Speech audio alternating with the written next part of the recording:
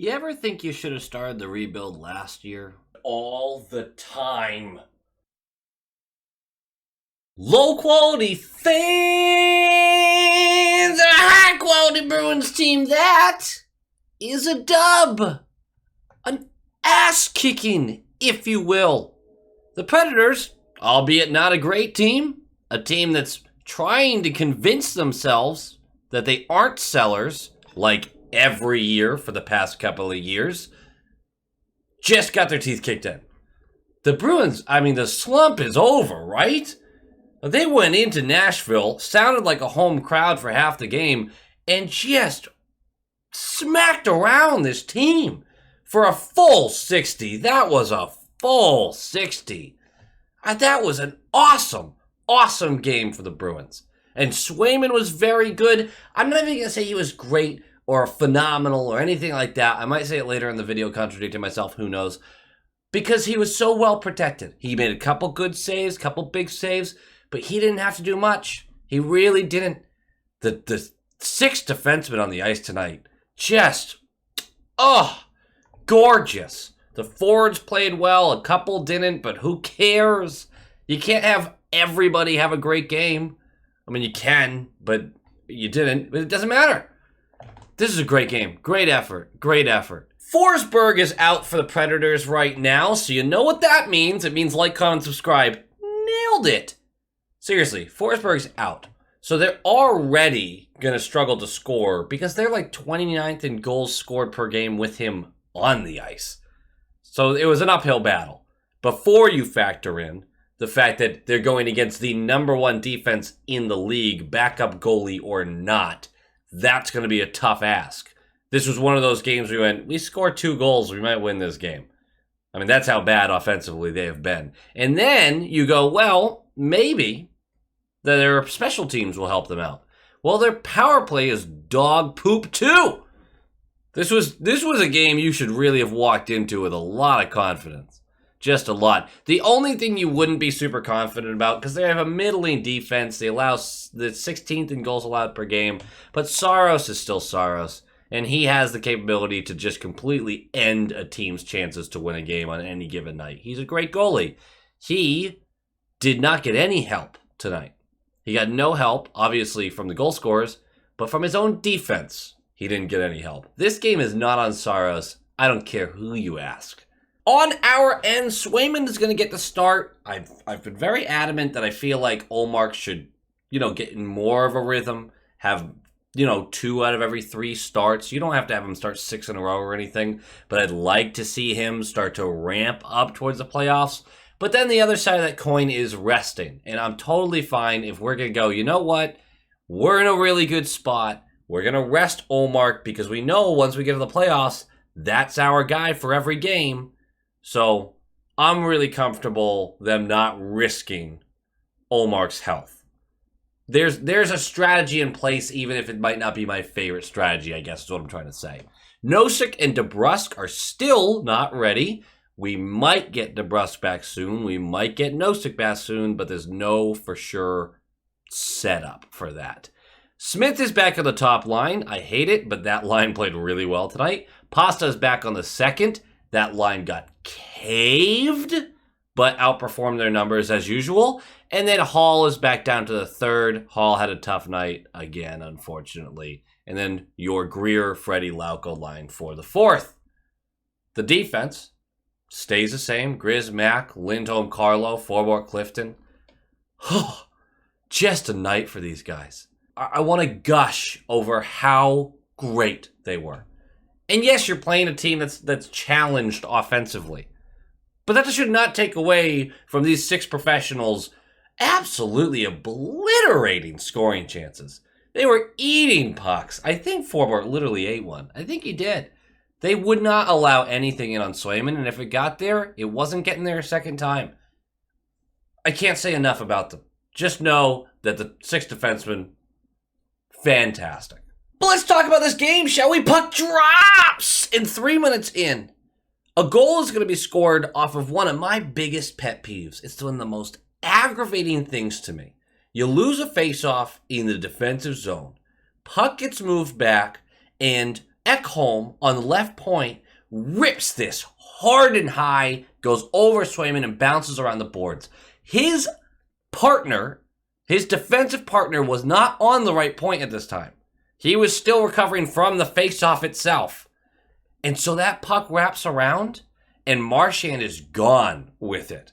And it basically is a 3-on-1 with only Ekholm back. Marchand down that left wall in the offensive zone, dishes up to Bergeron in the high slot, who immediately passes it right back to Marchand, who gives Saros no chance. Perfectly executed. It is 1-0, 3 minutes in. But a defenseman, and we've talked about this in years prior, defensemen who just fire that puck from the left point or the right point and don't have any coverage on the other side. That puck wraps around, those forwards get a little head of steam, and they're gone. It's something we see. It's one of the most dangerous things on the power play. It's one of the most dangerous things off of offensive setups when you have defensemen who go high. It's something we have to be very aware of when Lindholm decides to take a tour of the offensive zone, whips it back up to Carlo. If Carlo just hammers this thing, misses a net, and it wraps around the boards and Lindholm's not back, that's a fast break the other way. They should know. Ekholm should know better. He's a seasoned vet. That's a tough play. You got to get that on net. You have to. Crazy bouncer or not, you got to get that on net. I sound like I'm upset. I'm not upset, but it's one of those things. I watched it when that play happens all the time, man. You got to be aware. It's one of my biggest pet peeves as someone who has played defense. Just, I hate it. I hate it so much. 4:04 in. The refs are going to set the precedent real early. This is a tightly called game. Until it wasn't, and then it was until it wasn't. St. Pierre, man. This guy, there's a reason he has 1,100 games refed in, I think, 8 playoff games. 1,100 regular season, well over 1,100, 8 playoff games. That's not good. Just saying. I'm just saying. So we're going to go to the penalty kill. Freddie goes for holding. It's a very soft call, but it is what it is. Excellent kill. And then 9:29 in, Hall goes for holding the stick. Another terribly soft call. We're going to go to the penalty kill. It's another great kill. In fact, in both of those penalties, we had the better scoring opportunities than the Predators. That's fun to see. With 2:13 left of the period, we have been dominant throughout. Yossi is actually going to go for a high stick. He has a real argument that this was a follow-through, but it got stuck in the visor. You're not usually going to get away with that one. So we're going to go to the power play, and no dice. You know how this works. End of the period, it's 1-0. We've outshot them 18-8, and I've realized I'm spoiled because I was kind of like, man, you hate to have only a 1-goal lead after a first period like that. No, the goal is to have a lead after a period like that. Second period starts, blink and you miss it. We're 1:11 in. Smith gets behind the defense and swipes a tough angle shot at Saros from below the left circle, and it bounces off Saros. Marchand is battling with Lauzon in the blue paint, and Lauzon just bats it out of the air into the net. Lauzon forgot who he played for. That's fine, we'll take it. That's 2-0, and every Bruins fan just went, ha, yeah, I remember him. I didn't hate Lauzon. I didn't think he was great, but I certainly, you could go back and watch the videos, I was a defender of his defensive game. Maybe, watching him on other teams, maybe I was a little too generous. Just a little bit. But we're up 2-0, and this one felt so over. I know you guys felt the same way. The Preds couldn't get anything going. And then 7:08 in, Yossi's going to go for tripping. Another terrible call. Just a soft, terrible call. But we're going to go to the power play, and it looks like a terrible power play. We can't get into the zone, but we do it. We finally do it. We're 0-for-21, and the captain's going to come through. Lindholm is behind our net, head up as he skates up, looking, scanning, and he sees that there's a gap between the defense, and Bergeron's aware of it. And he takes 2 strides into it. Lindholm, tape to tape, like an 80-foot pass, gorgeous, with speed. And Bergeron just taps it quick to settle it and let it slide in front of him, catches up to it, and from between the dots, snipes glove side, but mid glove side, because Saros actually had this high. He got it under the arm. Gorgeous. And it's 3-0 power play goal. We've finally finished the drought on that. A lot of slump busters tonight.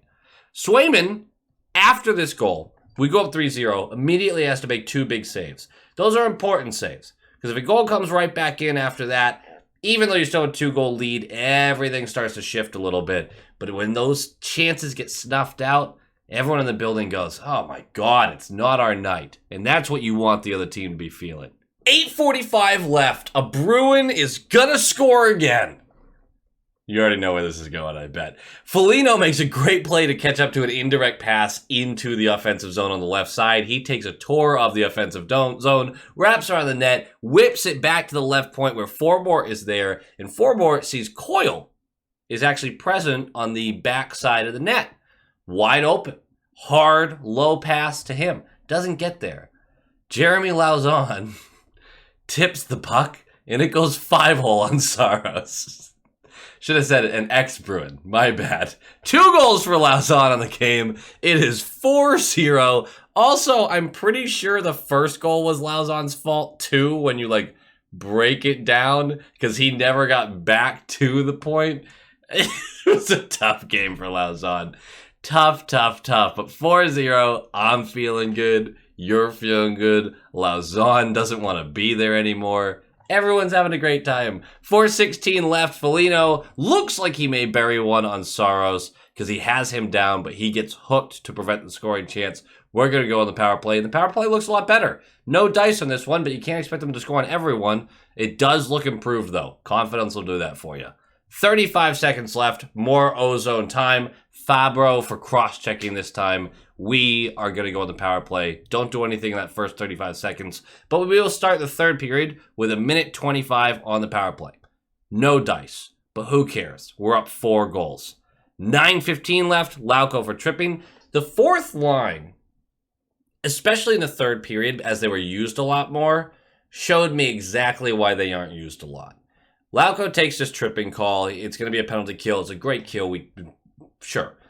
Greer, after that high stick, so I don't know if something's going on with him, had a really tough game after that. A lot of turnovers. The hustle was there, which we love, but he couldn't seem to string a play together. Freddie, I thought, continued to be solid. Lauko was struggling to keep up with the pace of play at that point. So maybe we're seeing why there's really low usage for them. There's not a lot of trust in that line.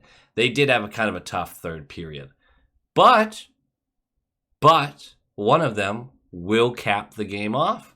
Lindholm coming through the neutral zone. It's a nice play as he holds up as soon as he takes the offensive zone and then chips it a little farther down the right side. It is caught up to by Foligno, and Foligno grabs it, spins, and hard to the crease, and Freddie gets a tap in. I don't know if this was intended by Foligno to be a tape-to-tape perfect pass, but it was gorgeous. I'm going to give him credit because I can't tell if it was on purpose or not, so it's on purpose. That's how I do it, especially if it's the Bruins. If it's another team, it was a lucky bounce.